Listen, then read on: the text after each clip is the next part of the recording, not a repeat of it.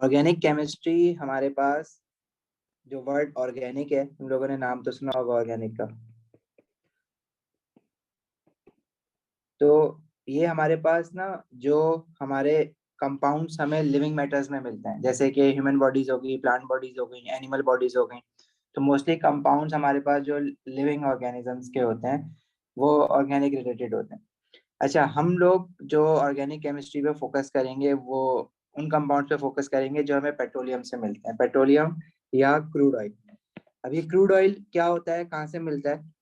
जो millions of years पहले जो बिग बैंग हुआ था, तो उसमें कहा जाता है कि जो जितनी भी यहाँ पे ह्यूमन जो भी लाइफ थी, डायनासोर्स हो गए या डिफरेंट प्लांट्स या ट्रीज हो गए, तो वो जब जमीन के अंदर बहुत सालों तक जो है वो बरीड रहे, तो वो जो ऑर्गेनिक मैटर है वो क्रूड ऑयल में कन्वर्ट हो गया। तो उसमें से भी निकलते हमारे पास जो है ऑर्गेनिक कंपाउंड्स है वो वही निकलते हैं जिनकी केमिस्ट्री ह्यूमन बॉडीज में जो ऑर्गेनिक कंपाउंड्स होते हैं उनकी होती है, या किसी भी लिविंग ऑर्गेनिज्म में जो ऑर्गेनिक कंपाउंड्स होते हैं वही केमिस्ट्री हमारे पास उनकी होती है। तो ऑर्गेनिक केमिस्ट्री में जिन कंपाउंड्स के बारे में हम पढ़ रहे होते हैं वो होते हैं हाइड्रोकार्बन्स। अभी जो वर्ड है हाइड्रोकार्बन, तो ये दो एलिमेंट्स के नाम से बना हुआ है। हाइड्रो मीन्स हाइड्रोजन और कार्बन मीन्स ऑब्वियसली कार्बन। तो ऑर्गेनिक कंपाउंड्स में जो मेन एलिमेंट्स हमें मिलेंगे वो मिलेगा कार्बन और हाइड्रोजन। कार्बन और हाइड्रोजन आपस में जो बॉन्डिंग करेगा वो कोवलेंट बॉन्डिंग करेगा, क्योंकि दोनों नॉन मेटल्स हैं। और हमने बॉन्डिंग में पढ़ा है कि कौन से ग्रुप के एलिमेंट्स नॉन कोवलेंट बॉन्ड बनाते हैं, ग्रुप 4, ग्रुप 5, ग्रुप 6, ग्रुप 7 और हाइड्रोजन। तो कार्बन हमारे पास ग्रुप 4 से आता है और हाइड्रोजन भी इसी फैमिली का है। तो ये लोग आपस में जो बॉन्डिंग करेंगे वो कोवलेंट बॉन्डिंग होगी। अच्छा, इनकी बॉन्डिंग किस तरह से होती है? कार्बन ग्रुप 4 का है, ग्रुप 4 के आउटर शेल में 4 इलेक्ट्रॉन्स होते हैं। तो कार्बन को अपना आउटर शेल कंप्लीट करने के लिए 4 मोर इलेक्ट्रॉन्स रिक्वायर्ड है, तो वो कार्बन जो है हमेशा 4 बॉन्ड बनाएगा। तो कार्बन ने हमेशा 4 बॉन्ड बनाने हैं किसी भी हाइड्रोकार्बन में या किसी भी ऑर्गेनिक कंपाउंड में। तो ये याद रखना, कार्बन ने जो है वो हमेशा 4 कोवलेंट बॉन्ड्स बनाने हैं किसी भी तरह, उससे कम नहीं बनाएगा, ना उससे ज्यादा बनाएगा। और हाइड्रोजन कितने कोवलेंट बॉन्ड बनाता है? हाइड्रोजन को उसके आउटर शेल में एक इलेक्ट्रॉन होता है, उसको अपना आउटर शेल कंप्लीट करने के लिए इट रिक्वायर्स 1 मोर इलेक्ट्रॉन। तो हाइड्रोजन जो है वो सिर्फ 1 कोवलेंट बॉन्ड बनाएगा हमेशा।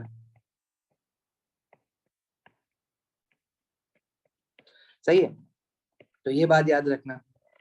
क्या हाइड्रोकार्ब ऑर्गेनिक कंपाउंड्स सिर्फ हाइड्रोकार्बन्स होते हैं? क्या उसके अलावा कोई और एलिमेंट नहीं हो सकता? हो सकते हैं, लेकिन वो कम होते हैं। जैसे ऑक्सीजन भी मिल जाता है हमें, जैसे ग्लूकोज है वो एक ऑर्गेनिक कंपाउंड है, उसका फॉर्मूला होता है C6H12O6। तो उसमें कार्बन भी होता है, हाइड्रोजन भी होता है और ऑक्सीजन भी होता है।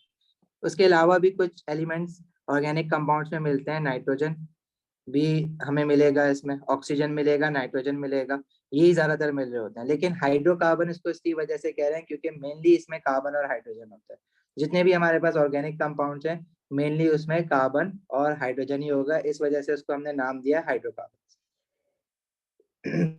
अच्छा, अब हमारे पास जब हम इन हाइड्रोकार्बन्स को देखते हैं तो हमारे पास एक वाइड वैरायटी ऑफ हाइड्रोकार्बन्स है जिसको हमने डिफरेंट फैमिलीज में कैटेगराइज किया हुआ है। तो जो पहली वैरायटी हम पढ़ने वाले हैं वो है हमारे पास एल्केन्स। इसका नाम होता है एल्केन्स। इसी तरह ये सारी जितने भी हमारे पास वैरायटी होगी, एल्केन्स होते हैं, एल्कीन्स होते हैं, फिर अल्कोहल्स होते हैं, फिर कार्बोक्सिलिक एसिड्स होते हैं। तो ये निकल कहाँ से रहे हैं, कौन कौन से कहाँ कहाँ से निकल रहे हैं, चैप्टर के साथ देखते जाएंगे। एल्केन्स का एक अपना एक अलग चैप्टर है, फिर एल्कीन्स का एक अलग चैप्टर है, फिर अल्कोहल्स का एक अलग चैप्टर है। और फिर सारा ये पढ़ने के बाद, अलग अलग पढ़ने के बाद हम इनको एक समराइज कर लेंगे जिसमें हम लोग fractional distillation of crude oil आखिर में पढ़ेंगे। जो हम पहला चैप्टर है वो हम आखिर में पढ़ेंगे, उसका सेंस ज्यादा आखिर में ही बनता है, जब सारे आप फैमिलीज देख लोगे हर फैमिली में कौन सा हाइड्रोकार्बन किस तरह से बॉन्डिंग बना के बैठा हुआ होता है। देखो, कॉपी अगर कर सकते हो ठीक है, अगर कोई चीज रह जाए तो कोई इशू नहीं है, ये मैं फाइल जो है आप लोगों को सेंड कर दूंगा क्लास के बाद, अगले दिन मतलब।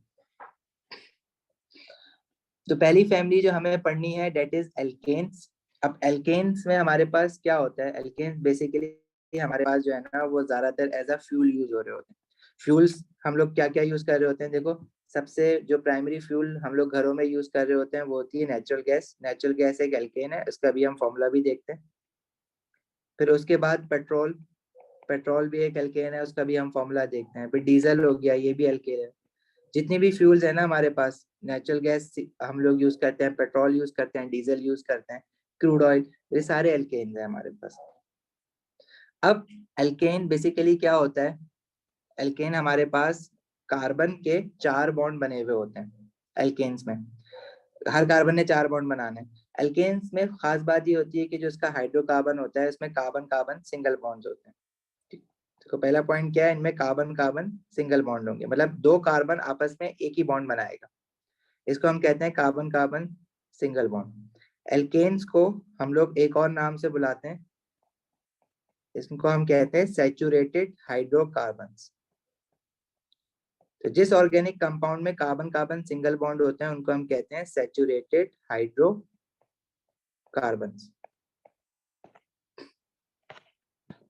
अब अगर हम देखें एल्केन्स के फॉर्मूले क्या क्या होते हैं, तो देखो पहले ना मैं लिखूंगा नंबर ऑफ कार्बन एटम्स कि किस एल्केन में कितने नंबर ऑफ कार्बन एटम्स हैं।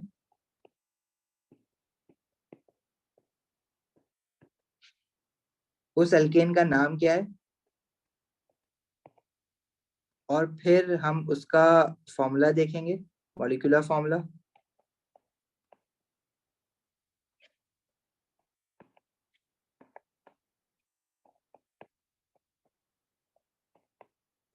ठीक है, फिर उसके बाद हम उसका स्ट्रक्चर फॉर्मूला देखेंगे।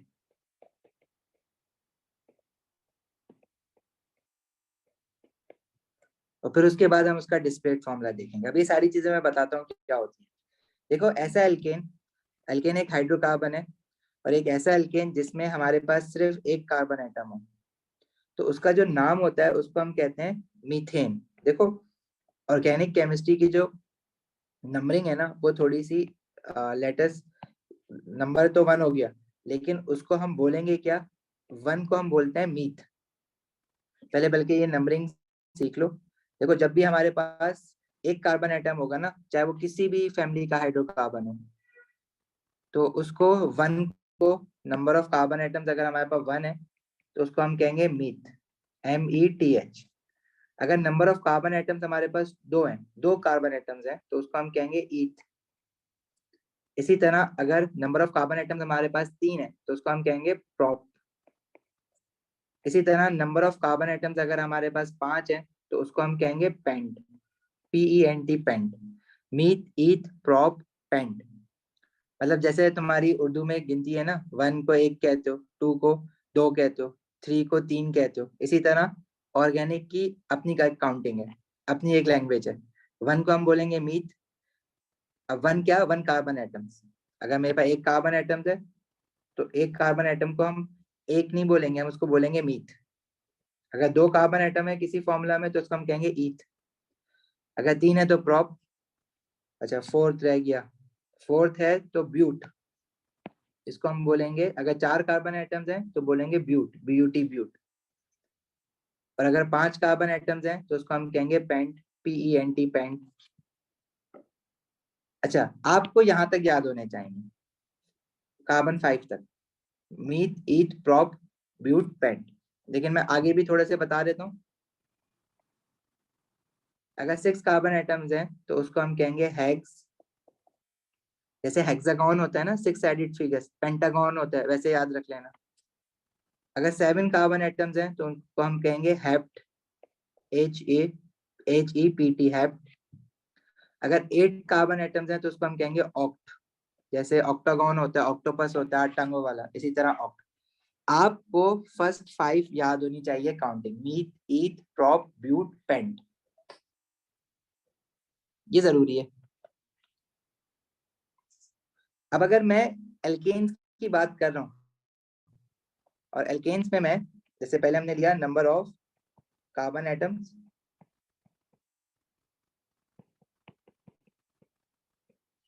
दूसरा उसका नाम, फिर उसका मॉलिक्यूलर फॉर्मूला,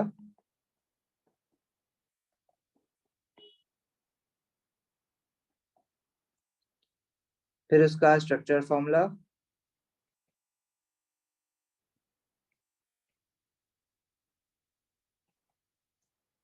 और एंड में उसका पढ़ेंगे डिस्प्लेट फॉर्मूला। मैं साथ साथ ये बता भी जाऊंगा कि कौन सा फॉर्मूले का मतलब क्या है। देखो, अगर मेरे पास नंबर ऑफ कार्बन एटम 1 है, तो हमने उसका 1 को हम कहेंगे मीथ। और क्योंकि ये चीज हम एल्केन्स के लिए पढ़ रहे हैं, तो जो एल्केन्स होते हैं ना, उनके नाम के साथ ये जो एल्क है ना, एल्क हम कहते हैं हाइड्रोकार्बन को। अब हाइड्रोकार्बन कौन सी फैमिली का है? अगर वो एन लिखा हुआ है तो इट मीन्स के हर उसके नाम के साथ एन आ जाएगा आखिर में। अगर मैं एक कार्बन एटम है और एल्केन की बात कर रहा हूँ, तो उसके नाम के आखिर में मीथ के साथ एन आ जाएगा, तो ये हो जाएगा मीथेन। अब मीथेन कोई बिल्कुल नई चीज नहीं है तुम्हारे लिए, मीथेन सुनते आए हो। मीथेन का मॉलिक्यूलर फॉर्मूला भी सबको याद होता है, लेकिन अभी मैं मॉलिक्यूलर फॉर्मूला बनाना सिखा दूंगा, याद करने की जरूरत नहीं है। इसी तरह अगर मैं कहूँ कि मेरे पास 2 कार्बन एटम्स हैं, तो उसका 2 को कहते हैं ईथ, 2 कार्बन एटम्स अगर होते हैं, और अगर वो एल्केन है तो ईथ के साथ हम लगा देंगे एन, से बन जाएगा ईथेन। इसी तरह अगर हमारे पास 3 कार्बन एटम्स हैं, तो 3 कार्बन एटम, 3 को हम कहते हैं प्रोप, और अगर वो 3 कार्बन एटम्स वाला एल्केन है तो उसके साथ आखिर में लग जाएगा एन, तो ये हो जाएगा प्रोपेन। और अगर मेरे पास 4 कार्बन एटम्स हैं, तो 4 कार्बन एटम्स को हम कहते हैं ब्यूट, और अगर 4 कार्बन एटम्स वाला एल्केन कोई है तो उसके साथ लग जाएगा एन, तो ये हो जाएगा ब्यूटेन। इसी तरह अगर मेरे पास 5 कार्बन एटम्स हैं, तो 5 को हम कहते हैं पेंट, और अगर वो 5 कार्बन एटम्स वाला एल्केन है तो उसके साथ आखिर में लग जाएगा एन, यानी पेंटेन। तो methane, ethane, propane, butane, pentane. सही है, नाम याद हो गए, methane, ethane, propane, butane, pentane. अब आपने इनके फॉर्मूला किस तरह से, मॉलिक्यूलर फॉर्मूला आप सबको पता है, मॉलिक्यूलर फॉर्मूला क्या होता है? That shows the exact number of atoms in a molecule.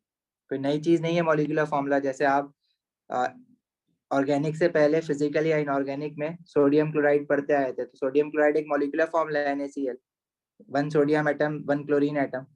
इसी तरह मीथेन हम लोग CH4 पढ़ते आए, तो CH4 इसका मॉलिक्यूलर फॉर्मूला है मीथेन का, कि कार्बन एक है, 4 हाइड्रोजन है। अब देखो, एल्केन का मॉलिक्यूलर फॉर्मूला किस तरह से बनाएंगे। हमारे पास एक इसका जनरल फॉर्मूला होता है, मतलब मॉलिक्यूलर फॉर्मूला बनाने के लिए एक मैथमेटिकल फॉर्मूला है, उस फॉर्मूला को हम फॉलो करेंगे। वो मैथमेटिकल फॉर्मूला, उसको हम कहते हैं जनरल फॉर्मूला फॉर एल्केन्स। हर एल्केन का फॉर्मूला बनाने के लिए वो वाला जनरल फॉर्मूला आप यूज करोगे।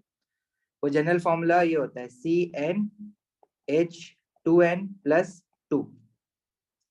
ये जो n है इसमें, ये है नंबर ऑफ कार्बन एटम्स। अगर कार्बन एटम आप इसमें 1 डालोगे तो वो मीथेन का फॉर्मूला बन जाएगा। अगर कार्बन एटम 2 डालोगे, मतलब जब n की जगह 2 रखोगे, तो इथेन का फॉर्मूला बन जाएगा। n is number of carbon atoms. अगर n की जगह रखोगे, जैसे हमारे पास ये है ना CnH2n+2, अगर आप n की जगह पे इसमें 1 रखोगे, तो कार्बन n के साथ 1 आ जाएगा। ये नीचे लिखना है सबस्क्रिप्ट में। मैं पता है मॉलिक्यूलर फॉर्मूला में जो नंबर ऑफ एटम्स होते हैं वो नीचे लिखते हैं। जैसे एल्यूमिनियम ऑक्साइड का फॉर्मूला लिखते हो ना, Al2O3, तो 2 और 3 नीचे लिखते हो ना, ऑक्सीजन, एल्यूमिनियम और ऑक्सीजन के साथ। यहाँ पे भी यही करना है। अच्छा, 1 हम लिखते नहीं है, लेकिन अभी मैं लिख के बता रहा हूँ तुम्हें। बाकी 2n+2 में n की जगह पे जब 1 डालोगे, 2 × 2 + 2 से मैथ्स करनी है यहाँ पे। ये क्या हो जाएगा, C1, और 2 1s are 2 + 2, तो 2 + 2 is 4, तो C1H4। 1 हम लिखते नहीं है, तो उसका फॉर्मूला हम क्या लिखेंगे, CH4। तो ये बन जाएगा मॉलिक्यूलर फॉर्मूला मीथेन का, जो कि होता है CH4। इसी तरह इथेन का अगर मुझे मॉलिक्यूलर फॉर्मूला बनाना है, तो n की जगह पे मैं 2 रख दूंगा। जब n की जगह पे 2 रखोगे, तो कार्बन तो 2 हो जाएंगे, क्योंकि कार्बन के साथ सिर्फ n है, लेकिन हाइड्रोजन के साथ है 2n+2। n की जगह पे 2 रखोगे तो 2 2 4 +2, तो ये हो जाएगा 2 2 4 +2 is 6, C2H6। अब जरा जल्दी से प्रोपेन, ब्यूटेन, पेंटेन का बना लो और बता दो। प्रोपेन के लिए n की जगह पे आप 3 रखोगे तो कार्बन हो जाएंगे 3 और हाइड्रोजन 2, n की जगह पे 3 रखोगे तो 2 इंटू 3 प्लस 2, तो 2 3 6 प्लस 2 इज 8, तो ये हो जाएगा C3H8।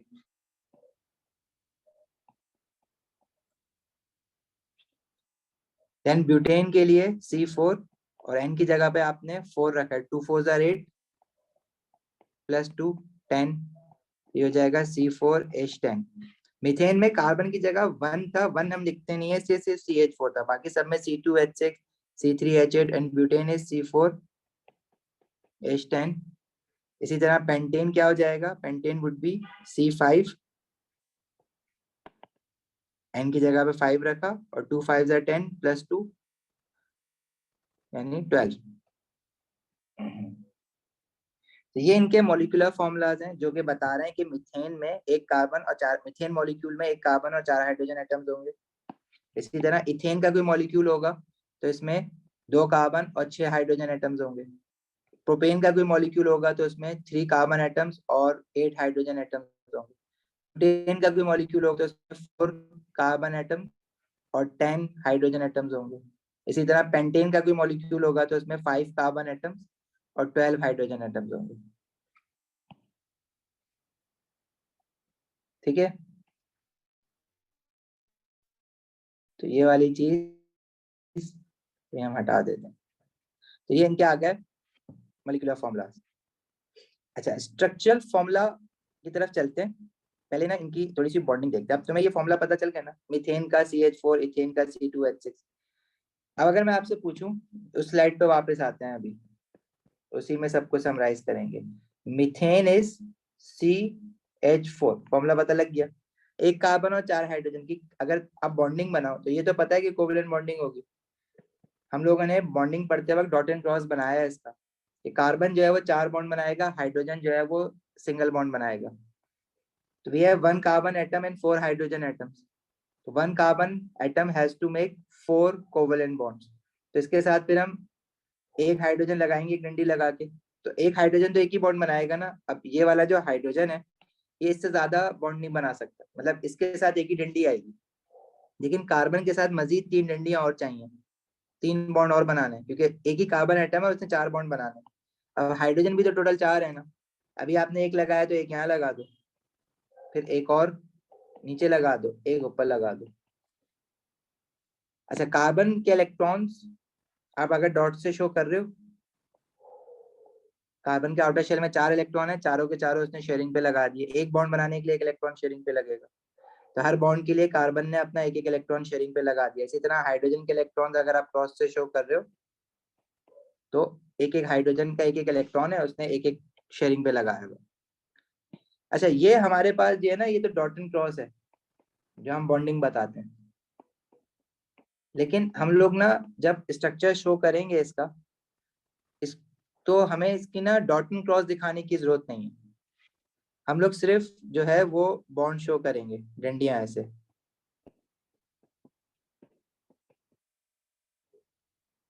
अब डॉट एंड क्रॉस इलेक्ट्रॉन दिखाने की जरूरत नहीं है। CH4 की बॉन्डिंग जो हम इस तरह से बनाएंगे ना, जिसमें हम सारे बॉन्ड्स दिखाएंगे, तो जब ऑल सारे बॉन्ड्स हम इसमें कंप्लीटली दिखा देंगे तो इस फॉर्मूला, ये भी एक तरह का फॉर्मूला है जो कि शो कर रहा है ना कि कितने कार्बन और हाइड्रोजन है लेकिन आपस में बॉन्डेड कैसे हैं। इसको हम कहते हैं डिस्प्लेड फॉर्मूला, डिस्प्ले कर दिया है हमने इसको। डिस्प्लेड फॉर्मूला बेसिकली क्या होता है, a formula that shows all the bonds present in a molecule, a formula that shows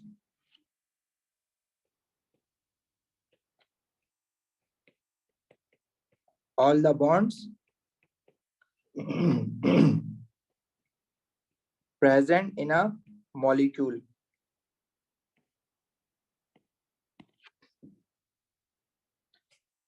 ठीक है जी। अच्छा, इसी फॉर्मूला को अगर कंडेंस करके, मतलब डंडियां ना दिखाऊं, मुझे पता है एक कार्बन है 4 हाइड्रोजन है, इस तरह से कर दूं तो ये इसका मॉलिक्यूलर फॉर्मूला हो गया।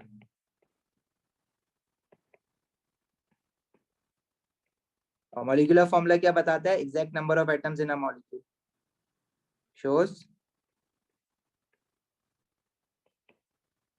Exact number of atoms in a molecule. ये वाली चीज एक बार सीख लोगे ना कि बनाने किस तरह से डिस्प्लेट फॉर्मूला, एल्केन्स के लिए सीख लोगे तो बाकी सब के लिए खुद ही आ जाता है फिर। तो पहली पहली बार हम जब पढ़ रहे हैं तो आराम से लेके चल रहे हैं चीजों को स्लो। फिर भी अगर किसी को नहीं समझ आता है तो पूछ सकते हो। डिस्प्लेट फॉर्मूला हम सिर्फ ऑर्गेनिक किसी भी कोवलेंट मॉलिक्यूल के लिए बना सकते हैं, लेकिन हम लोग उसको यूजुअली ऑर्गेनिक केमिस्ट्री में यूज कर रहे होते हैं। तो मॉलिक्यूलर फॉर्मूला सिर्फ ऑर्गेनिक के लिए ये जरूरी नहीं है। जैसे कैल्शियम कार्बोनेट था, ठीक है, तो ये भी हमने इसको मॉलिक्यूलर फॉर्मूला ही बोला था। वैसे जो आयनिक कंपाउंड्स होते हैं उनको हम फॉर्मूला मास भी कहते हैं और मॉलिक्यूलर फॉर्मूला भी कहते हैं। लेकिन अगर कोई और कोवलेंट मॉलिक्यूल है जैसे सिलिकॉन डाइऑक्साइड है तो इसका भी फॉर्मूला मॉलिक्यूलर फॉर्मूला ही कहलाएगा। तो ये मॉलिक्यूलर फॉर्मूला सिर्फ ऑर्गेनिक कंपाउंड्स के लिए स्पेसिफिकली नहीं है, सबके लिए। डिस्प्लेट फॉर्मूला जिसमें आप सारे बॉन्ड शो करते हो वो सारे कोवलेंट कंपाउंड्स के लिए हो सकता है, सिर्फ ऑर्गेनिक कंपाउंड्स के लिए या सिर्फ हाइड्रोकार्बन्स के लिए फिक्स नहीं है। आयनिक कंपाउंड जो है वो उसकी बॉन्डिंग कोवलेंट नहीं होती है ना, उसके लिए आप आयनिक बॉन्डिंग बनाते हो तो उसमें डिस्प्लेट फॉर्मूला कुछ नहीं होता है। तो जितने भी कोवलेंट कंपाउंड है जैसे सिलिकॉन डाइऑक्साइड है उसकी बॉन्डिंग ऐसे होती है, एक सिलिकॉन है और 4 ऑक्सीजन लगे हुए होते हैं, तो वो उसका डिस्प्लेट फॉर्मूला है। लेकिन ज्यादातर ये नाम आपने ऑर्गेनिक केमिस्ट्री में ही सुनना है क्योंकि हम लोग डिस्प्लेट फॉर्मूला बनाए ही ज्यादातर ऑर्गेनिक कंपाउंड्स के रहे होते हैं, हाइड्रोकार्बन्स के बना रहे होते हैं।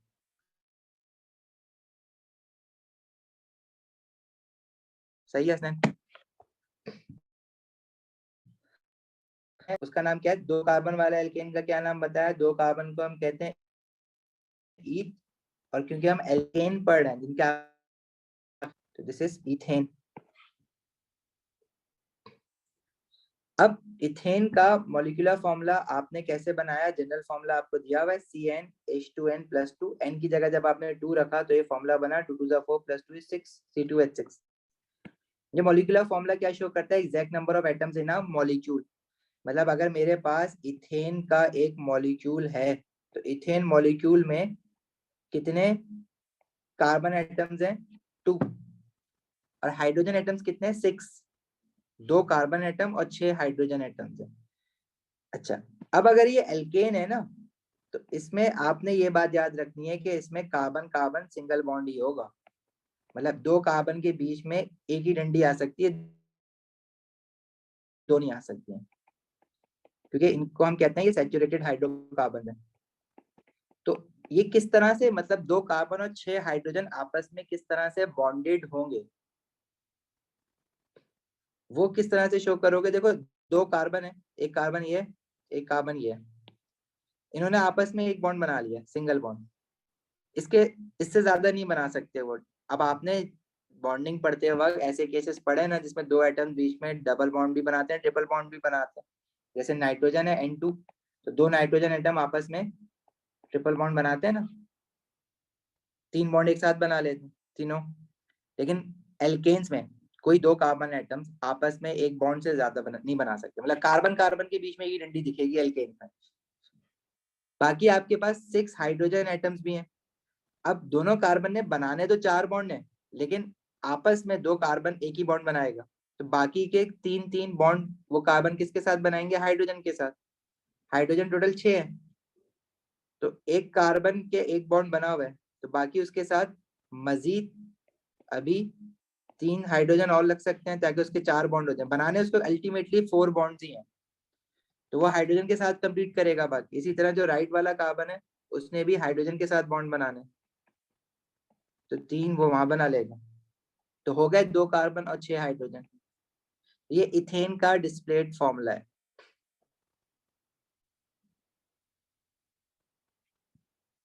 इथेन का मॉलिक्यूलर फॉर्मूला आप ऐसे लिखोगे C2H6, जो उसका मॉलिक्यूलर फॉर्मूला है।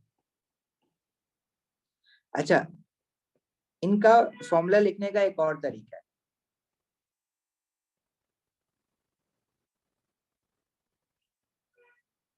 देखो इथेन की बॉन्डिंग किस तरह से करनी है। इथेन का मॉलिक्यूलर फॉर्मूला देखो C2H6, 2 कार्बन और 6 हाइड्रोजन। अभी जिसको समझ नहीं आया जरा ध्यान से सुन लो। इसके मॉलिक्यूल में 2 कार्बन एटम्स हैं और 6 हाइड्रोजन एटम्स हैं। हर कार्बन ने 4 बॉन्ड बनाने होते हैं। तो 2 कार्बन है, मैं कह रहा हूँ कि दोनों कार्बन कार्बन का हमेशा आपस में एक बॉन्ड तो बनाना। अब अगर वो एल्केन है तो वो आप एक इनके बीच में डंडी लगा के ना रुक जाओगे, मतलब 2 कार्बन एटम्स आपस में डबल बॉन्ड नहीं बना सकते। मैं ये कह रहा हूँ कि 2 डंडियां नहीं लगा सकते, क्योंकि ये एल्केन है। एल्केन में कार्बन कार्बन सिंगल बॉन्ड होता है, एक ही डंडी मिलेगी बीच में। अच्छा, व्हाट अबाउट हाइड्रोजन? हाइड्रोजन हमारे पास टोटल 6 है इस मॉलिक्यूल में, C2H6 लिखा है ना। अब हर कार्बन 4 बॉन्ड बनाता है, 4 से ज्यादा तो नहीं बना सकता। तो जो लेफ्ट वाला कार्बन है उसका राइट वाले कार्बन के साथ एक बॉन्ड बना हुआ है, इसके मजीद 3 बॉन्ड और बनने हैं। अब इस फॉर्मूला में 2 कार्बन है, दोनों कार्बन आपने लिख दिए, बाकी 6 हाइड्रोजन भी तो है, वो भी तो लिखने हैं। लेकिन वो इसके साथ किस तरह से जुड़ेंगे? तो लेफ्ट वाले कार्बन के साथ मैं कह रहा हूँ कि 3 हाइड्रोजन एक एक सिंगल बॉन्ड बना लेगा, क्योंकि हाइड्रोजन है जो एक ही बॉन्ड बनाना होता है। लेफ्ट वाले कार्बन के देखो 4 बॉन्ड हो गए, 4 डंडियां दिख रही हैं इसके साथ, एक राइट पे कार्बन के साथ, एक ऊपर हाइड्रोजन के साथ, एक लेफ्ट पे हाइड्रोजन के साथ, और एक नीचे हाइड्रोजन के साथ। इसी तरह राइट वाले कार्बन ने भी 4 बॉन्ड बनाना है, इसके साथ भी 4 डंडियां दिखाओ। अब इसके साथ जोड़ोगे हाइड्रोजन को, क्योंकि हाइड्रोजन टोटल 6 है। 3 तो आपने लेफ्ट वाले कार्बन के साथ लगा दिए, बाकी 3 राइट वाले कार्बन के साथ लगाओगे। सही है, समझ आई अब बात? अहमद और मोहित। अनस देखो, हाइड्रोकार्बन में हमारे पास ऑक्सीजन भी होते हैं, नाइट्रोजन भी होता है, लेकिन उसको हम कह रहे हैं ना हाइड्रोकार्बन। इट मीन्स क्या, हाइड्रोजन और कार्बन। लेकिन ऑर्गेनिक कंपाउंड्स में हाइड्रोकार्बन के साथ और भी चीजें जुड़ेंगी। फिलहाल एल्केन्स में सिर्फ कार्बन और हाइड्रोजन।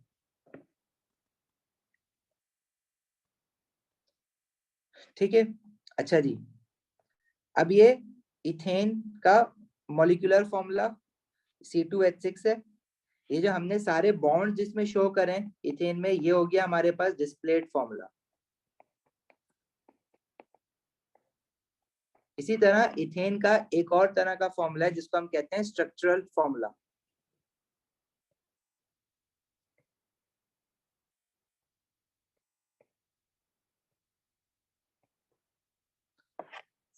स्ट्रक्चरल फॉर्मूला बेसिकली कैसे लिखते हैं हम लोग? स्ट्रक्चर फॉर्मूला में बस ये याद रखो कि हर कार्बन एटम को हम अलग अलग करके लिखेंगे, हाइड्रो बॉन्ड दिखाने की जरूरत नहीं है। जैसे स्ट्रक्चर फॉर्मूला, पहला जो कार्बन है, अब मैं कार्बन को मैं नंबरिंग कर रहा हूँ ताकि मैं बता सकूं कि मैं किस कार्बन की बात कर रहा हूँ। 2 कार्बन है, कार्बन 1 कार्बन 2। अच्छा जी, तो जो कार्बन 1 है इसके साथ कितने हाइड्रोजन बॉन्डेड है? 3 हाइड्रोजन बॉन्डेड है। तो मैंने सिर्फ कार्बन 1 लिखा और उसके साथ जो है ना 3 हाइड्रोजन है, तो हाइड्रोजन लिख के उसके साथ 3 लगा दिया। और इस कार्बन के आगे एक और कार्बन है, उसके साथ भी 3 हाइड्रोजन है, कार्बन 2 की बात कर। तो ये इसका स्ट्रक्चर फॉर्मूला हो जाएगा, जिसमें देखो ये पता लग गया कि 2 कार्बन आपस में इस तरह से जुड़े हुए हैं कि इनके बीच में सिंगल बॉन्ड है। इसी को एक और तरीका क्या है लिखने का, अगर आप बीच में डंडी भी ना लगाओ ना, अगर आप सिर्फ CH3 लिख दो और फिर एक और CH3 लिख दो, तो इससे भी हमें देख के आइडिया हो जाएगा कि हम इस इथेन की बात कर रहे हैं। क्योंकि पहला कार्बन उसके साथ 3 हाइड्रोजन है, और दूसरा कार्बन उसके साथ 3 हाइड्रोजन है, मतलब इन दोनों कार्बन के बीच में फिर एक ही बॉन्ड हो सकता है। क्योंकि अगर 3 3 हाइड्रोजन लगे हुए हैं तो 3 3 बॉन्ड तो कार्बन के हाइड्रोजन के साथ हो गए। आपस में एक बॉन्ड ही और बना सकते हैं ना, क्योंकि 4 से ज्यादा तो नहीं बना सकते। समझ आई बात? अच्छा, मिथेन का हमने स्ट्रक्चर फॉर्मूला नहीं बनाया, इथेन का बनाया। मिथेन का क्यों नहीं बनाया? देखो, मिथेन का जो मॉलिक्यूलर फॉर्मूला है वही उसका स्ट्रक्चर फॉर्मूला भी होगा। जैसे CH4 है, उसका डिस्प्लेट फॉर्मूला हमने ऐसे बनाया, और इसका स्ट्रक्चर फॉर्मूला ऐसे ही बनेगा CH4, तो मॉलिक्यूलर फॉर्मूला स्ट्रक्चर फॉर्मूला उसका सेम होगा। लेकिन इथेन के केस में इथेन का मॉलिक्यूलर फॉर्मूला C2H6 है, डिस्प्लेट फॉर्मूला जिसमें हमने सारे बॉन्ड शो करे, 2 कार्बन और 6 हाइड्रोजन एटम्स, उसका डिस्प्लेट फॉर्मूला ऐसे बनेगा। स्ट्रक्चर फॉर्मूला इथेन का हमने बनाया CH3 और CH3। सही है हारिस? देखो, अगर एल्केन के साथ ऑक्सीजन जोड़ा है, वो जोड़ा है, वो बात की बात है, अभी हम उसको अभी डिस्कस नहीं कर रहे। चलें आगे। इसी तरह जो हमारे पास तीसरा एल्केन है दैट इज प्रोपेन। प्रोपेन का अगर मैं फॉर्मूला बनाऊं तो मेरे पास जनरल फॉर्मूला है CnH2n+2। प्रोप मतलब होता है 3 कार्बन एटम्स। 3 कार्बन एटम्स का मतलब है n की जगह पे मैं रखूंगा 3, तो ये फॉर्मूला बन जाएगा जब n की जगह पे यहाँ 3 रखोगे हाइड्रोजन के लिए, तो 2 3 6 +2 is 8। ये एल्केन है इसलिए इसको हम प्रोप एन बोलेंगे। इसका मॉलिक्यूलर फॉर्मूला क्या होगा, C3H8। इसका डिस्क्रीट फॉर्मूला अगर बनाना है तो सारे बॉन्ड शो करने हैं। 3 कार्बन है, 1 carbon, 2 carbon, 3 carbon. Carbon carbon क्योंकि ये एल्केन है ना, प्रोपेन मैं कह रहा हूँ बनाने के लिए, तो कार्बन कार्बन के बीच में सिंगल बॉन्ड होगा, सेम सिंगल, एक एक डंडी आएगी, इससे ज्यादा नहीं आ सकती क्योंकि ये एल्केन है। हाइड्रोजन इसमें टोटल कितने, 8। अब देखो हर कार्बन ने 4 बॉन्ड बनाने हैं। जो हमारा पहला वाला कार्बन है उसके साथ एक स्टिक, एक डंडी आ गई है, एक बॉन्ड बन गया। अब पहले वाले कार्बन ने 3 बॉन्ड और बनाने, तो उसके साथ 3 हाइड्रोजन आ जाएंगे, 1 2 3। जो सेकंड वाला कार्बन है उसने ऑलरेडी देखो 2 बॉन्ड बना लिए, एक लेफ्ट वाले कार्बन के साथ, एक राइट वाले कार्बन के साथ, तो 4 में से 2 बॉन्ड तो बन गए।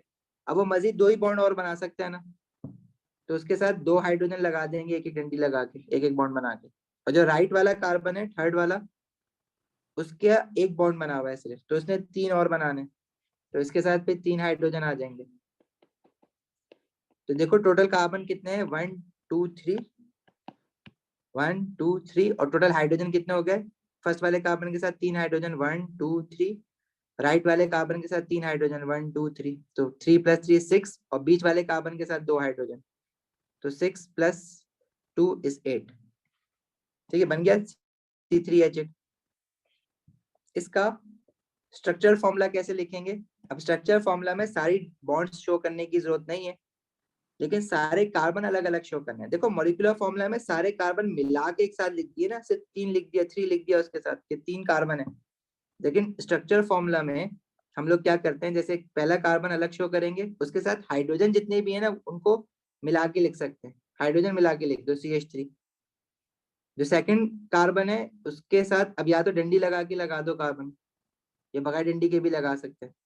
सेकंड कार्बन के साथ 2 हाइड्रोजन है तो 2 हाइड्रोजन मिला के लिख दो CH2, और थर्ड कार्बन के साथ 3 हाइड्रोजन है, कार्बन कार्बन मिला के नहीं लिखो, कार्बन कार्बन अलग लिखो। इसको ऐसे भी लिख सकते हैं CH3 CH2 CH3। सही है, तो ये प्रोपेन का स्ट्रक्चर फॉर्मूला हो गया, जिसमें सारे बॉन्ड शो करें हमने, वो डिस्प्लेड फॉर्मूला है, और जिसमें सारे एटम्स मिला के एक साथ लिख दिए हैं काउंट करके, वो मॉलिक्यूलर फॉर्मूला है। मॉलिक्यूलर फॉर्मूला तुम्हें बनाना आ गया, जनरल फॉर्मूला से नाम देना आ गया। अब अगर हम बात करें नेक्स्ट प्रोपेन, नेक्स्ट एल्केन की, मतलब 4 कार्बन एटम वाला जो एल्केन होगा, 4 का मतलब होता है ब्यूट, और एल्केन है तो आखिर में एन आ जाएगा, ANE, तो it's name would be butane. इसका मॉलिक्यूलर फॉर्मूला अगेन यही वाला जनरल फॉर्मूला यूज करो, CnH2n+2, n की जगह पे 4 डालो, तो हाइड्रोजन कितने हो जाएंगे, 2 4 8 + 2 is 10। अब तुम्हारे पास 4 हाइड्रोजन, 4 कार्बन है, 1 2 3 4, और आपस में सारे एक एक बॉन्ड बनाएंगे, मतलब बीच में आपस में एक एक डंडी आएगी, कार्बन कार्बन के बीच में सिर्फ 1 बॉन्ड बनेगा, एक डंडी दिखाओगे, एक से ज्यादा नहीं दिखाओगे क्योंकि एल्केन बना रहे हो। बाकी फर्स्ट वाला जो कार्बन है, सेकंड थर्ड फोर्थ, फर्स्ट वाले कार्बन के क्या एक बॉन्ड बन गया दूसरे राइट वाले कार्बन के साथ, तो इसमें फिर बाकी हाइड्रोजन लगाओ, कितने हाइड्रोजन बने, 3 बॉन्ड और बनाने हैं इसको, तो 3 हाइड्रोजन लगा दो। सेकंड वाले कार्बन के 2 बॉन्ड बन गए, फर्स्ट वाले कार्बन और थर्ड वाले कार्बन के साथ 2 बॉन्ड बन गए ना इसके, मतलब मजीद 2 बॉन्ड और बनाने, 4 बनाने, 4 से कम नहीं बनाएगा, 4 से ज्यादा भी नहीं बनाएगा, 2 डंडी और लगानी है, हेयर ऊपर और एक नीचे। सिमिलरली जो थर्ड वाला कार्बन है उसका लेफ्ट और राइट पे बॉन्ड बने हुए, 2 बॉन्ड और बनेंगे। इसी तरह फोर्थ वाले कार्बन का एक बॉन्ड बना हुआ है, 3 हाइड्रोजन और लगा दो। अब अगर काउंट करोगे ना तो ऑटोमेटिकली जो मॉलिक्यूलर फॉर्मूला है वही बन जाएगा, परेशान होने वाली बात नहीं है इसमें। कार्बन जो है वो 4 बन गए, हाइड्रोजन काउंट करो, तो वो खुद ही हाइड्रोजन मॉलिक्यूलर फॉर्मूला में ब्यूटेन के 10 आ रहे हैं ना, तो ये आपने जब इस तरह से देख के लगा दिया ना कि कार्बन के 4 बॉन्ड पूरे करने हैं तो बाकी हाइड्रोजन लगा दो, तो कितने आपके पास इसमें हाइड्रोजन आगे काउंट कर लो, 1 2 3 4 5 6 7 8 9 10। मुजल्फा आवाज शायद आपके पास कोई प्रॉब्लम होगा आपके एंड से, और कोई कंप्लेन नहीं कर रहा आवाज की।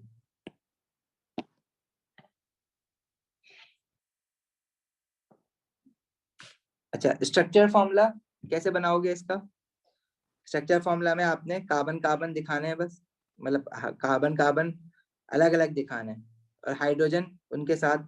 अब जैसे पहला कार्बन है, उसके साथ कितने हाइड्रोजन है? 3 हाइड्रोजन, तो सी और 3 हाइड्रोजन मिला के लिख दो CH3। दूसरा जो है सेकंड कार्बन के साथ 2 हाइड्रोजन है CH2, थर्ड कार्बन के साथ भी 2 हाइड्रोजन है CH2, और फोर्थ कार्बन के साथ भी 3 हाइड्रोजन है CH3। यूं भी लिख सकते हो, और कार्बन कार्बन के बीच में अगर डंडी नहीं दिखानी तो CH3 CH2 CH2 CH3। क्यों बना क्यों रहे स्ट्रक्चर फॉर्मूला? ठीक है, क्योंकि देखो हम अब तक डिस्क्रीट फॉर्मूला बनाएंगे तो बड़ा मुश्किल है ना बनाना, टाइम कंज्यूमिंग है, तो स्ट्रक्चर फॉर्मूला देख के फौरन आइडिया हो जाता है कि अच्छा हर कार्बन के जो है 4 4 बॉन्ड तो बने हुए हैं, और हर कार्बन के साथ पहले वाले कार्बन के साथ 3 हाइड्रोजन है, तो मतलब राइट वाले कार्बन के साथ इसने एक ही बॉन्ड बनाया हुआ होगा। तो ये थोड़ा थोड़ा जब पढ़ोगे ना आगे अभी, तो ये फौरन आपको समझ नहीं आ जाएगा, आराम आराम से आपको ये चीजें समझ आना शुरू होंगी कि ऐसे लिख क्यों रहे हैं, फायदा क्या हो रहा है इसका। हाँ, मीथेन का मॉलिक्यूलर फॉर्मूला और स्ट्रक्चर फॉर्मूला सेम होता है, क्योंकि एक ही कार्बन होता है ना। चलो पेंटेन भी देख लो, क्योंकि पेंटेन तक तो मैं सारी चीजें आनी चाहिए। पेंटेन इज मॉलिक्यूलर फॉर्मूला क्या बनेगा पेंटेन का? एन की जगह पे 5 रखोगे, और तो कार्बन 5 हो जाएंगे, हाइड्रोजन 2 5 10 प्लस 2 12। इसका मॉलिक्यूलर इसका डिस्क्रीट फॉर्मूला बनाओगे तो 5 कार्बन एटम उनके आपस में सिंगल बॉन्ड,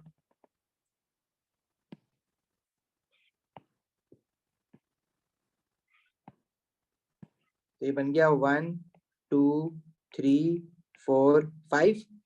बाकी हर कार्बन के 4 बॉन्ड पूरे कर दो, पहले वाले कार्बन के 3 हाइड्रोजन लग जाएंगे, दूसरे वाले कार्बन के 2 बॉन्ड बने हुए राइट और लेफ्ट कार्बन से, तो 2 हाइड्रोजन और आएंगे। इसी तरह थर्ड वाले कार्बन के साथ भी 2 हाइड्रोजन आएंगे, और बिल्कुल लास्ट वाले कार्बन के साथ 3 हाइड्रोजन आएंगे। अब अगर आप चाहो तो हाइड्रोजन काउंट कर लो, ये 12 हो गए होंगे, 1 2 3 4 5 6 7 8 9 10 11 12।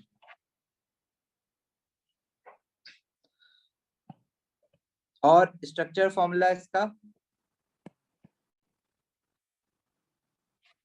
CH3 पहला carbon, first carbon, second carbon जो है उसके साथ 2 हाइड्रोजन है तो CH2, थर्ड कार्बन उसके साथ भी 2 हाइड्रोजन है, फोर्थ कार्बन उसके साथ भी 2 हाइड्रोजन है तो CH2, फिफ्थ कार्बन उसके साथ 3 हाइड्रोजन है तो CH3। सही है। इसी तरह ये स्ट्रक्चर फॉर्मूला भी बहुत, अभी मैं आगे चल के एक चीज और बताऊंगा, स्ट्रक्चर फॉर्मूला भी बहुत लंबा हो रहा है लिखने की। अगर आप ये देखोगे CH2 जो बीच में है वो सारे एक जैसे ही है ना, तो इनको और छोटा करने के लिए हम क्या करते हैं, CH3 लिखा, फिर ब्रैकेट लगाया, फिर CH2 लिखा, और ऐसे 3 CH2 है तो उसके साथ बाहर ब्रैकेट में 3 लगा दिया, और छोटा करके लिख दिया। अभी आप ये कहोगे कि 2 CH3 जो है राइट और लेफ्ट पे, इनके साथ भी 2 लगा दो कोई एक लिख के। अगर मैं ऐसा करूंगा तो फिर मुझे पता नहीं लगेगा कि एक CH3 एंड का है और एक दूसरे एंड का है। तो स्ट्रक्चर फॉर्मूला ऐसे लिखना है कि फॉर्मूला देख के आपको दिमाग में आ जाए कि स्ट्रक्चर कैसा, इसका डिस्क्रीट फॉर्मूला कैसे बना हुआ होगा। तो अगर मैं ये आप अगर ये सोचो कि आप कहोगे ये जो CH3 है इसके साथ 2 लगा दूं और CH2 के साथ 3 लगा दूं, तो ये आप क्या इसको देख के बता सकते हो डिस्क्रीट फॉर्मूला क्या होगा? नहीं। हाँ, ये जो दूसरा वाला हमने लिखा है और ये जो पहला वाला हमने लिखा है, इनको देख के आप डिस्क्रीट फॉर्मूला आप बता सकते हो कि कैसा होगा। जैसे फॉर एग्जांपल मैं आपको कहूँ मेरे पास ये है CH3 CH2 CH2 CH2 CH2, ये बहुत सारे CH2 और ये CH3 है। तो आप इसका डिस्क्रीट फॉर्मूला आप पहला कार्बन है तो आप बोलोगे इस कार्बन के साथ 3 हाइड्रोजन लगे हुए, 3 हाइड्रोजन लगा दिए। उसके बाद जो दूसरा कार्बन है वो इस कार्बन के बाद आएगा, तो उसके साथ 2 हाइड्रोजन लगे हुए, मैंने 2 हाइड्रोजन लगा दिए। थर्ड कार्बन है वो उसके बाद आएगा, उसके साथ भी 2 हाइड्रोजन लगे हुए। फिर जो फोर्थ कार्बन है वो उसके बाद आएगा, उसके बाद साथ भी 2 हाइड्रोजन लगे हुए। फिर जो फिफ्थ कार्बन है वो उसके बाद आएगा, उसके बाद भी 2 हाइड्रोजन लगे हुए। सिक्स कार्बन है उसके साथ 2 हाइड्रोजन लगे हुए, और जो सेवंथ कार्बन है उसके साथ 3 हाइड्रोजन लगे हुए। तो स्ट्रक्चर फॉर्मूला आपको डायरेक्ट बता देता है कि डिस्प्लेट फॉर्मूला कैसा होगा। इसको हम इस तरह भी लिख सकते हैं कि मैंने यहाँ पे CH3 लिखा और बीच में कितने CH2 आ रहे हैं, 1 2 3 4 5, तो मैं बीच में CH2 लिखूं और 5 लगा दूं यहाँ पे बाहर।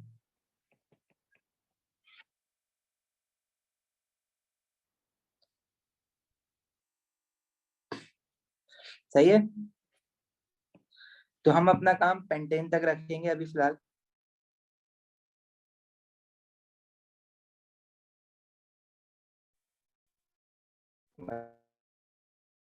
मतलब तो अगर मैं इनको यहाँ पे सब समराइज करके बना दूं तो, बल्कि एक मिनट, ये रहा। तो इनके डिस्प्लेट फॉर्मूला, मीथेन का मॉलिक्यूलर फॉर्मूला लिखा हुआ है, डिस्प्लेट फॉर्मूला क्या होगा, कार्बन और इसके साथ 4 हाइड्रोजन। जिनके पास बुक्स हैं अभी तो बुक्स पे भी वो टेबल फिल आउट कर सकते हो। इथेन 2 कार्बन और उसके साथ 6 हाइड्रोजन ऐसे होंगे, हर कार्बन के साथ 3 हाइड्रोजन आ रहे हैं। इसी तरह जो प्रोपेन है, प्रोपेन में हमारे पास 3 कार्बन एटम्स हैं, 1 2 3, और हाइड्रोजन 1 2 3 4 5 6 7 8। इसी तरह ब्यूटेन में 4 कार्बन एटम्स हैं, राइट वाले कार्बन के साथ 3 हाइड्रोजन आएंगे क्योंकि उसके 4 बॉन्ड 3 हाइड्रोजन लग के कंप्लीट होंगे। सेकंड वाले कार्बन के साथ 2 हाइड्रोजन आएंगे क्योंकि 2 बॉन्ड ऑलरेडी बना चुका हुआ है। इसी तरह पेंटेन 1 2 3 4 5।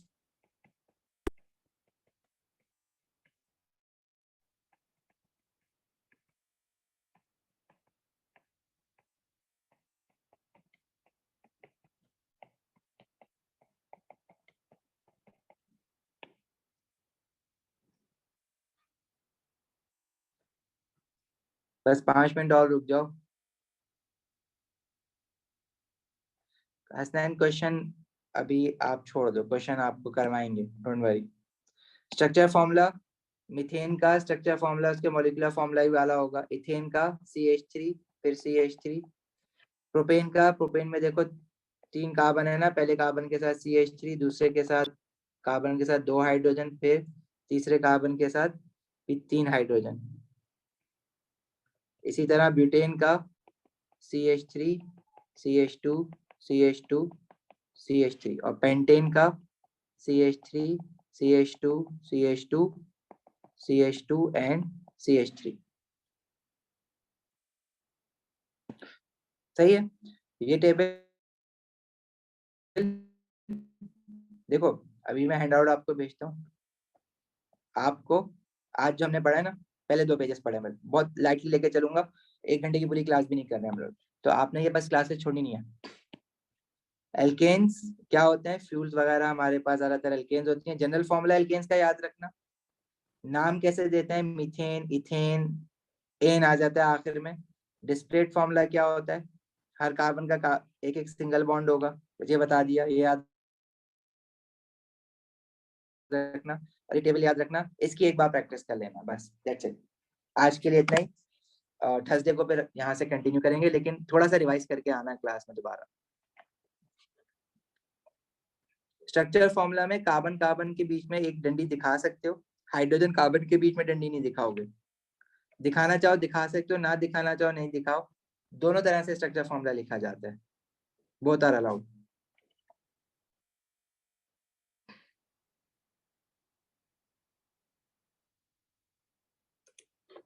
ओके चलो, अल्लाह हाफिज।